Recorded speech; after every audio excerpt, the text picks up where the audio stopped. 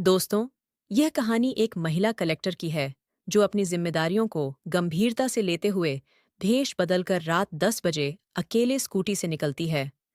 वह अपने क्षेत्र में प्रशासन और कानून व्यवस्था की वास्तविक स्थिति को समझने के लिए यह कदम उठाती है।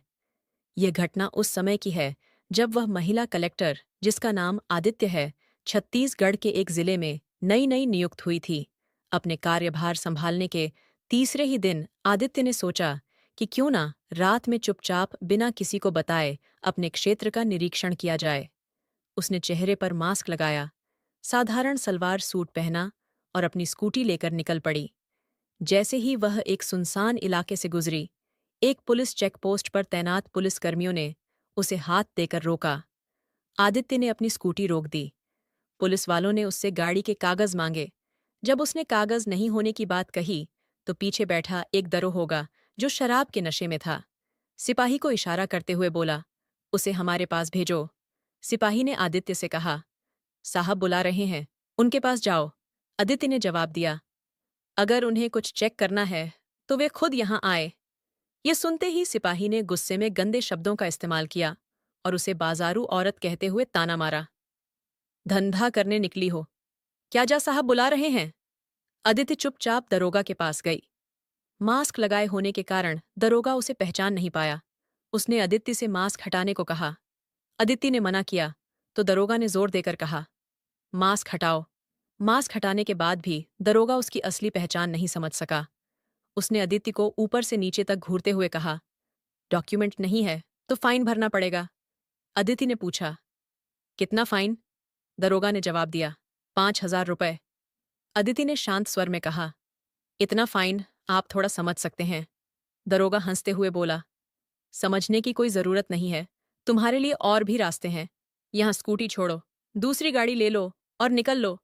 अगर गाड़ी चाहिए तो थाने से जाकर ले जाना।" आदित्य ने फिर कहा, "थोड़ा जल्दी जाने दीजिए।" इस पर दरोगा बेहुदा अंदाज में बोला, "देखो, जो काम तुम वहां करने जा रही हो, वह यहां भी कर सकती हो। सब व्यवस्था है, गाड़ी में चलो। तुम्हें एक भी रुपया नहीं देना पड़ेगा। बस 5-10 मिनट का ही काम है।" आदित्य अपने गुस्से पर काबू नहीं रख पा रही थी। उसे लग रहा था कि अभी कुछ कहना चाहिए, लेकिन उसने खुद को समझाया। उसने सोचा कि अगर इस समय वह दरोगा को अपनी असली पहचान बता दे, तो स्थिति और बिगड़ सकती है। हो सकता है कि जब सामने वाले को पता चले कि वह कलेक्टर है, तो वह या तो डर कर शांत हो जाए या फिर और ज्यादा आक्रामक हो जाए।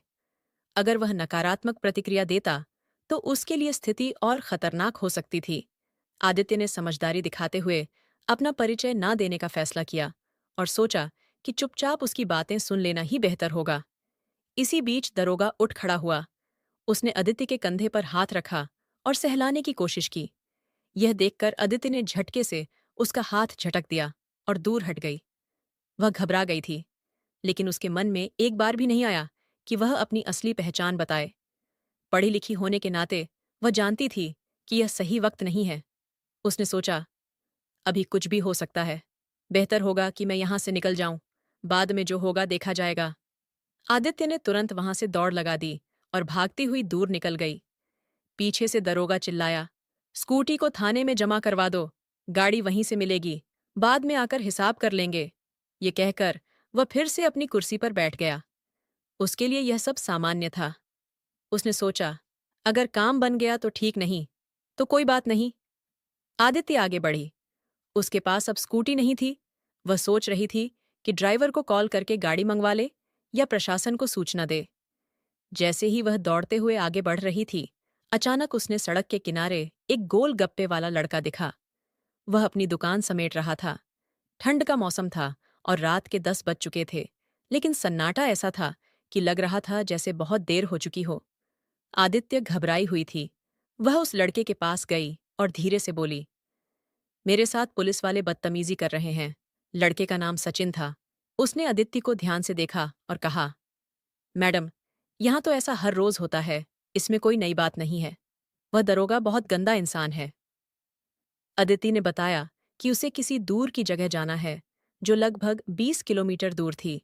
सचिन ने तुरंत कहा, "अगर आप मुझ पर भरोसा कर सकती हैं, तो मैं आपको छोड़ देता हूँ।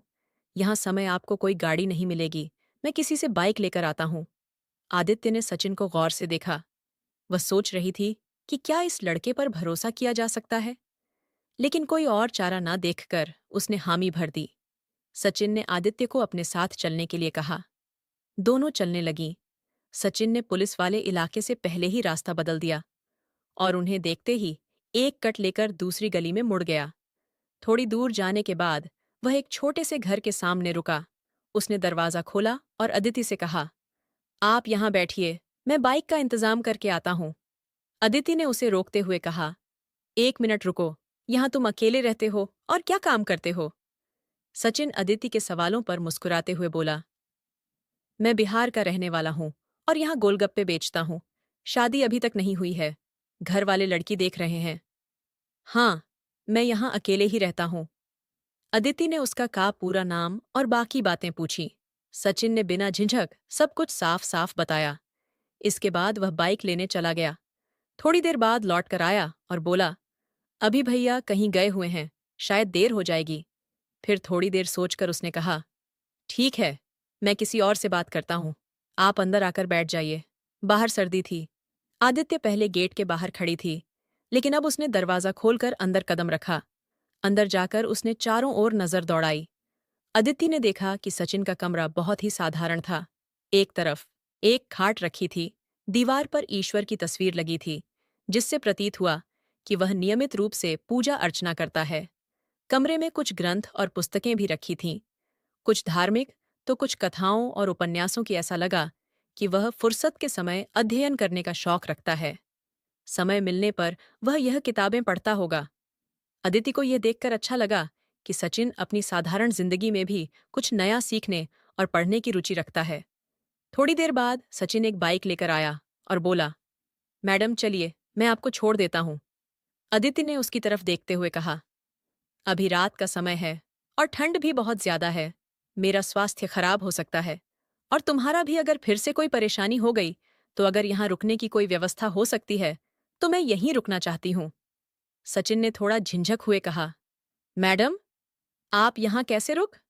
आप पढ़ी लिखी और एक बड़ी लड़की हैं और मैं अकेला लड़का हूँ। आपको यहाँ रोकना सही नहीं लगेगा।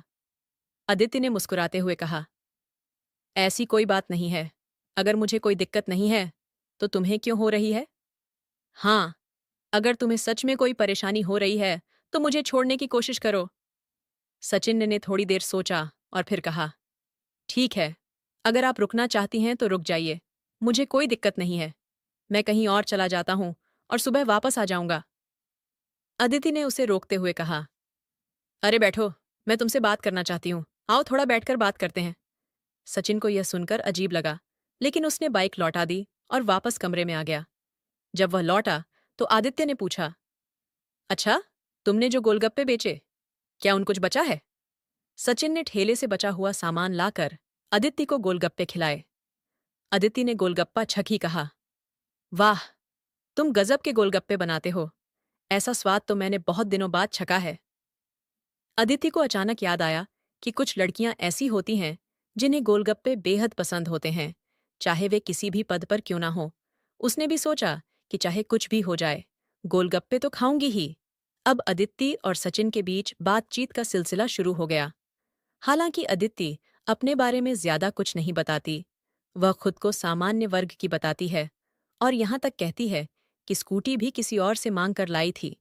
उसने साधारण कपड़े पहन रखे थे, लेकिन पढ़े लिखे इंसान की पहचान उसके व्यक्तित्व से हो जाती है। सचिन को यह समझ आ गया था कि अदिति पढ़ी लिखी और समझदार लड़की है।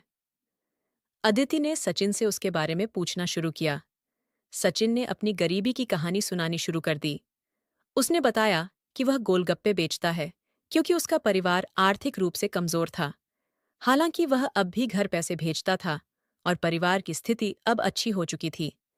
गोलगप्पे बेचकर भी अच्छे पैसे कमाए जा सकते हैं, लेकिन मैं अपनी सादगी में खुश हूं, सचिन ने कहा। वह किताबें पढ़ता था और खाली समय में खुद को बेहतर बनाने की कोशिश करता था। ठंड काफी बढ़ गई थी।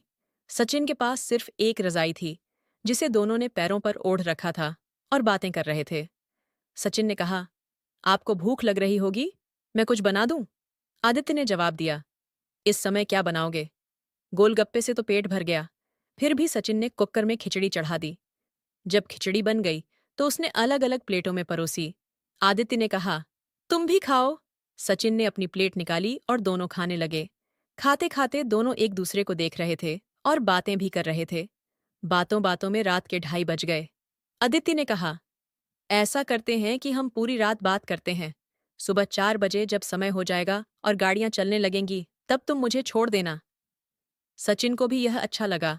दोनों बातें करते रहे। सुबह होते होते आदित्य फ्रेश हो गई और तैयार होकर बोली, अब तुम मुझे वहां तक छोड़ दो जहां से गाड़ी मिल सके। सचिन ने अदिति को पैदल वहां तक छोड़ने गया जहां से ऑटो मिल सकता था। उसने अदिति को ऑटो में बैठा दिया। अदिति ऑटो में बैठकर अपनी आवाज तक चली गई। इसके बाद अदिति ने पूरी प्रक्रिया शुरू की और अपने ऑफिस की टीम के साथ उस थाने पर पहुंची। उसने निरीक्षण किया और उस पुलिसकर्मी को बर्खास्त कर दिया जिसने बदतमीजी की थी। ये खबर फैल गई कि निरीक्षण के दौरान कुछ गड़बड़ियां मिलीं और पुलिसकर्मी को नौकरी से निकाल दिया गया। यह कहानी केवल एक महिला डीएम की नहीं, बल्कि उस कर्तव्य निष्ठा और ईमानदारी की है जो एक अधिकारी को उसके पद की गरिमा तक पहुंचाती है। अदिति ने यह साबित किया कि एक सच्चा नेता वही होता है जो अपनी आंखों से वास्तविकता को देखे और समाज में सुधार के लिए कदम उठाए। इस घटना ने न केवल भ्रष्ट पुलिसकर्मियों की असलियत उजागर की, बल्कि यह भी दिखाया कि अगर समाज में हर व्यक्ति अपने कर्तव्यों के प्रति जिम्मेदार हो, तो व्यवस्था में सुधार संभव है। आदित्य की दृढ़ता और साहस ने यह संदेश दिया कि चाहे कितनी भी मुश्किलें क्यों ना हों, सत्य और ईमानदारी हमेशा विजय होती है। यह कहानी हमें प्रेरणा देती है कि अगर हर अधिकारी चाहे वह किसी भी पद पर हो, अपने कर्तव्यों को पूरी ईमानदारी और निडरता से निभाए, तो न केवल प्रशासन सुधरेगा, बल्कि जनता का भरोसा भी मजबूत होगा। यह कहानी केवल एक महिला डीएम की नहीं, बल्कि हर उस व्यक्ति की है जो अपने साहस और निष्ठा से समाज को बेहतर बनाने का प्रयास करता है। अगर आपको यह कहानी पसंद आई हो, तो कृपया इसे लाइक करें और सब्सक्राइब करें, ताकि हम आपके लिए ऐसी ही और प्रेरणादायक स्टोरी ला सकें। धन्यवाद। इस कहानी का उद्देश्य किसी को दुखी करना या किसी की भावनाओं को ठेस पहुंचाना नहीं है। हमारा उद्देश्य आपको जागरूक और सतर्क बनाना है, ताकि आप इन कहानियों से सीखकर समाज में सकारात्मक बदलाव का हिस्सा बन सकें। दोस्तों, यह कहानी कोई साधारण कहानी नहीं थी। यह एक सत्य घटना पर आधारित थी। तो आपको यह घटना कैसी लगी? आपकी जो भी राय कमेंट बॉक्स में लिख सकते, लोगों के साथ शेयर कर सकते हो। वीडियो अगर अच्छी लगी हो, तो वीडियो को लाइक और चैनल को सब्सक्राइब जरूर करें, ताकि हमें थोड़ा बहुत हौसला मिले। आप लोगों के लिए ऐसे अच्छे अच्छे वीडियो बनाने के लिए इन कहानियों को सुनाने का उद्देश्य किसी को परेशान करना बिल्कुल भी नहीं है। यह कहानी आपको इसलिए सुनाई जाती है ताकि आप लोग इन कहानियों में से कुछ ना कुछ सीख सको और अपने जीवन में उस चीज को अप्लाई कर सको। मिलते हैं किसी अगली वीडियो में नए टॉपिक के साथ। तब तक के लिए आप सभी का बहुत बहुत शुक्रिया।